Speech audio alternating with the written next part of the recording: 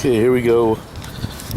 92 Saturn SL1 1.9 single overhead cam and blown head gasket. It was really bad. I got it all cleaned up here, ready to go back together. And got to clean the front of the timing cover yet, but we'll do that after the head's on. And then here's the head. Got it pretty much cleaned up. I changed the valve seals on that yet. Here's what the head gasket looked like. Is that totally insane? It was blown to pieces everywhere. Just blown apart.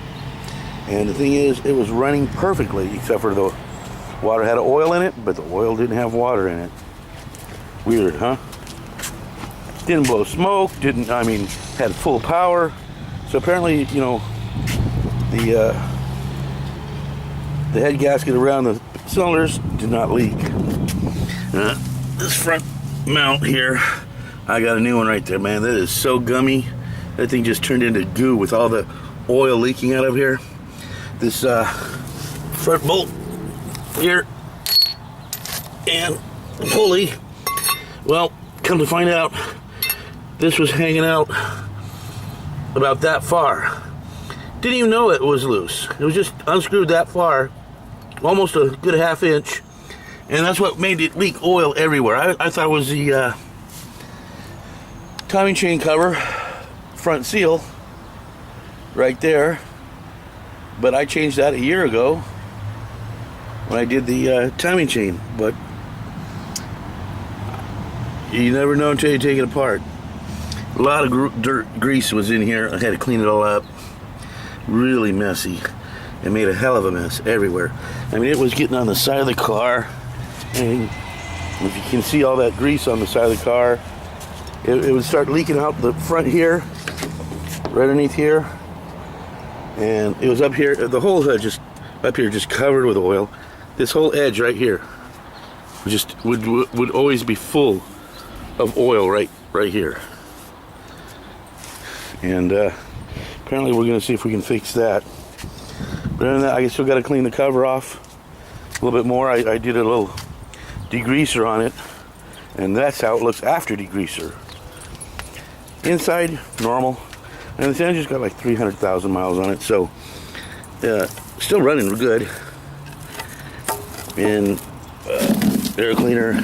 Oh yeah, that's just foaming out milkshake out of the water. Don't worry, that's where I'm at. A little bit of,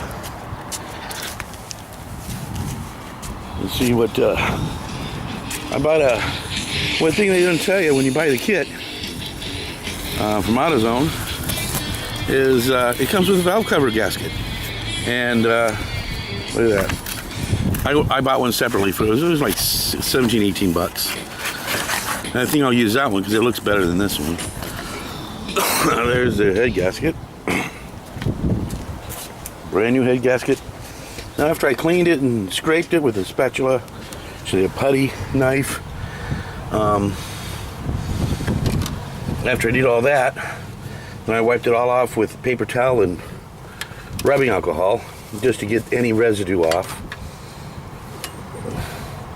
Am I missing something here? There we go, I see it. There we go. That fits right on there like that. Clean head gasket. So we'll show a little progress. I got them everything kind of set in sequence here. What goes where, what socket goes with what.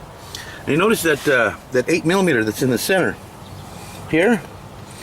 8mm just slips on it, and it's a good Craftsman, you know, 6-point. So I used a 5/16 socket on a 1/4 inch drive, and it worked great. So if you have problems with that center one, just go to 5/16. Now everyone else, why they took the intake off and then they took the head off. I took the head off with the intake. A lot easier, at least the ones with the throttle body injection here. And that way, when you put the gasket back on the head from the intake, you can monitor it and have a better seal. Instead of trying to get the bolts on in the back, fight behind the firewall here.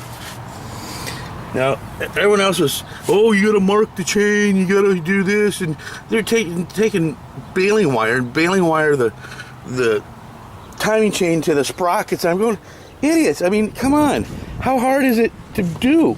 I mean, it's like, you just take this mark here, there's a little dot right there on the top.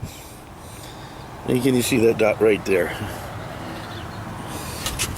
There we go. There's that little dot right there on the top. You just mount that right on the top, dead center. And then down here, see how the crank, it has this, the pin there, the groove, that's top dead center. There's also a mark on the sprocket there, so you can't go wrong. Once you line the two up, both straight up, put the chain on, you can't go wrong. So why have that chain in the way and everything? And another guy, he took off the tensioner. You know, hey, great, take off the tensioner, whatever. More work for yourself. All you have to do is release the tensioner. You know, it's push it in. You know, hit the lever, push it in, and put the, you know, an Allen wrench in there to keep it back so it's nice and loose. See, and then you can put the chain right back on, and then you pull this out. Bam! It's stuck. Perfect. So people on YouTube, it's like, you do a good job, you give me a lot of ideas, but you guys work too hard. I mean, why take this off? Why baling wire the chain to the sprockets? Why take the intake manifold off before you take the head off? Take the head off with the manifold. So much easier. I mean, all you have to do is take off the fuel, and the throttle linkage, and the vacuum for the power brakes, and the heater hose. And it's no big deal. So much easier than trying to reach around and get them bolts between the firewall and the intake. So this is what I'm looking at. I'll go to part 2 here in a minute maybe. And that's it for now.